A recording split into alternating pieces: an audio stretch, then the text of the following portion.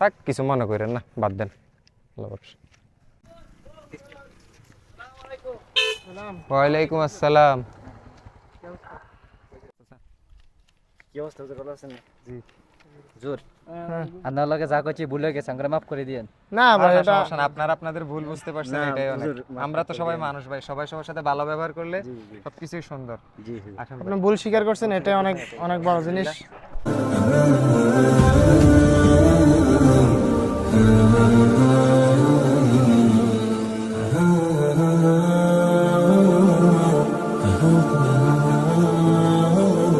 এই ভিডিওটি হচ্ছে আমাদের জন্য একটি মেসেজ, যা হচ্ছে সুন্দর আচার ব্যবহার করা।